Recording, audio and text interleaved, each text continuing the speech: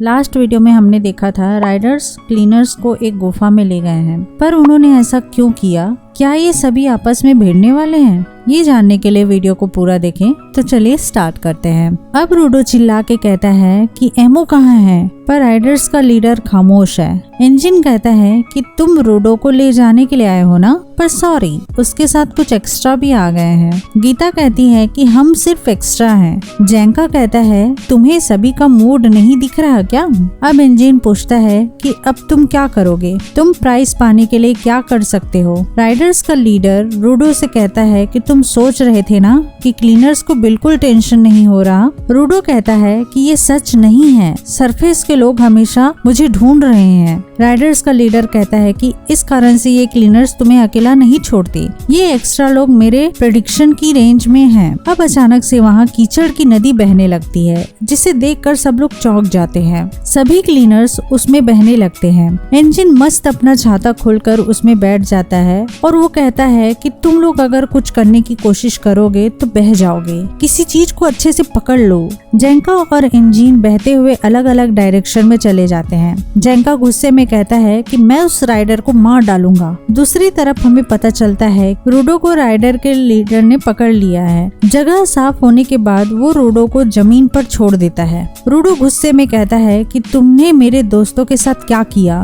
वो कहाँ चले गए? लीडर कहता है कि ये जानने की जरूरत नहीं है क्योंकि उन्होंने खुद मुझे फॉलो किया था। अब बाकी के राइडर्स पोर्टल में घुस जाते हैं। जानने से पहले जबर कहता है कि हम उन एक्स्ट्रा लोगों के साथ खेलने जा रहे हैं, जब हम आएंगे तब तक तुम बॉस के साथ रहो। अब रूडो और राइडर का बॉस आमने सामने खड़े हैं। रूडो एमो को याद कर रहा है। दूसरी तरफ हमें दिखाया जाता है कि जैंका के सामने पोर्टल ओपन होता है और उसमें से कोई बाहर आ रहा है। राइडर का बॉस कहता है मेरा नाम जोडिल टाइफोन है, क्या तुम मुझे ज्वाइन करोगे हेवन को नीचे लाने के लिए? ये सुनकर रूडो चौंक जाता है कि ये आदमी क्या बोल रहा है। जोडिल कहता है कि अभी हमने सेम विजन देखा, मुझे गलत मत समझना, पर मुझे नहीं पता कि हेवन कैसा दिखता है। ऐसा समझो कि तुम्हें नीचे नहीं लाना है, पर तुम्हारे टारगेट के बारे में सोचो। तुमने ये सोच रखा है ना रूडो, उनके साथ क्या होगा जो तुम्हारे लिए इम्पोर्टेंट है, नहीं बल्कि जो तुम्हारे एक्चुअल टारगेट है।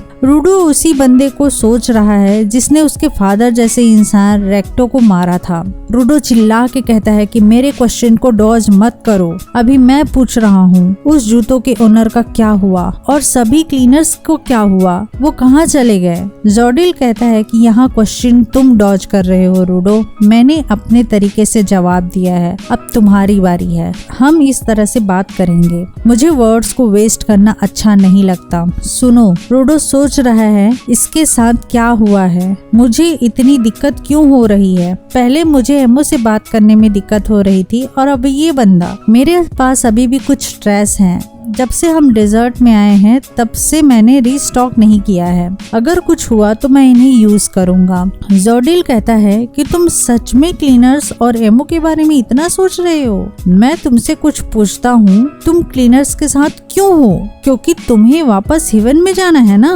क्या तुम्हें सच में लगता है कि वो तुम्हें वापस ले जा सकते हैं? हेवन में जाना क्लीनर्स की ड्यूटी नहीं है, इसका मतलब तुम अभी सेटिस्फाइड नहीं हो। कहीं तुम उनके साथ दोस्त खेलकर यहीं रुकने वाले हो? अब सीन रियो की तरफ जाता है, जहाँ वो बहते हुए एक जगह पहुँच गई है और उसके कपड़े गंदे हो गए हैं। वो कहती है कि ये कौन सी जगह है, यहाँ कोई है? अब रियो के ऊपर एक पोर्टल ओपन होता है जिसमें से एक राइडर निकलता है। दूसरी तरफ इंजन भी कहीं और पहुंच गया है। वो कहता है कि मुझे यहाँ क्यों लाया गया है? एक राइडर उसके सामने छुप रहा है। इंजन कहता है कि मुझे तुमसे फाइट करनी है। दूसरी तरफ ब्रो सैंटा और डियर सैंटा भी एक जगह पहुंच गए हैं। यहाँ उनसे फाइट करने के लिए एक राइडर आ गया है। जैंका के सामने भी पोर्टल ओपन होता है जिसमें से जेबर निकलता है, जो उससे कहता है बहुत दिनों बाद मुलाकात हुई। अब जेबर तुरंत जैंका पे अटैक कर देता है, जिससे जेंका ब्लॉक करता है। जेंका जेबर पे हमला करता है पर वो डॉज करता है। जेबर जेंका पे फिर अटैक करता है पर वो डॉज करते हुए उसे पीछे ढकेलता है।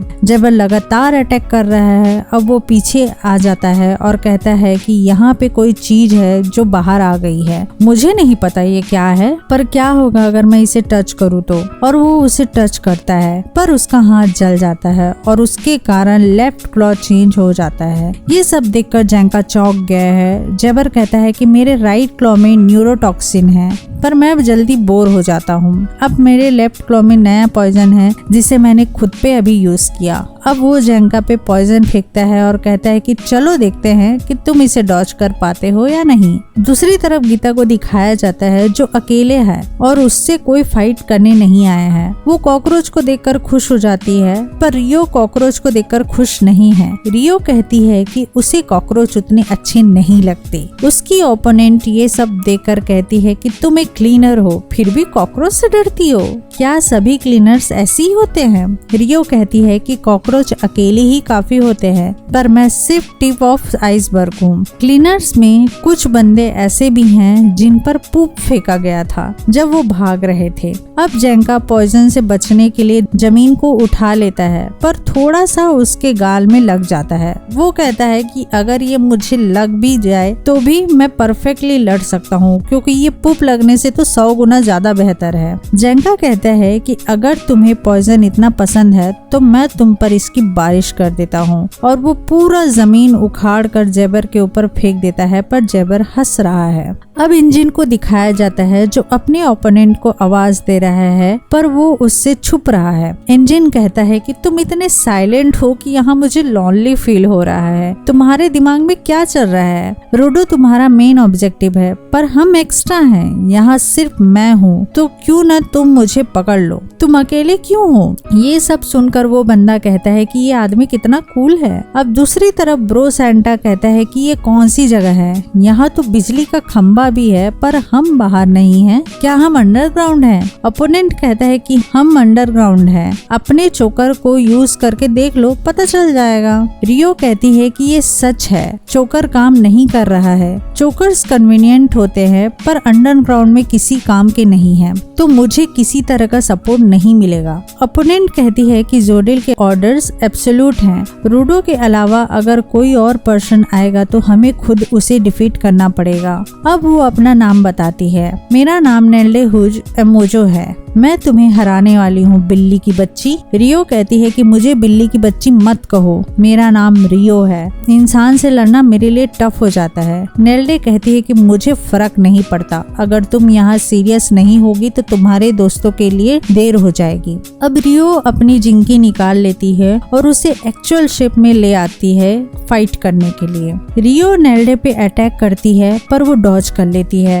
रियो फिर से अटैक करती है, पर वो दोबारा डॉज कर लेती है। नेल्डो कहती है कि मुझे तुम्हारे अटैक से सिर्फ एक बार डॉज नहीं करना है। रियो कहती है कि डोंट वरी, मैं तुम्हारी बॉडी को कट नहीं करूंगी, पर मैं गारंटी नहीं दे सकती कि तुम्हारे बाल बच पाएंगे। तो अगर तुम अपनी कंघी को जिंकी की तरह यूज करती हो तो मतलब तुम अपने बालों से फाइट करोगी। कैंची और बाल एक साथ नहीं रह सकते, मैं उसे काट देती हूँ।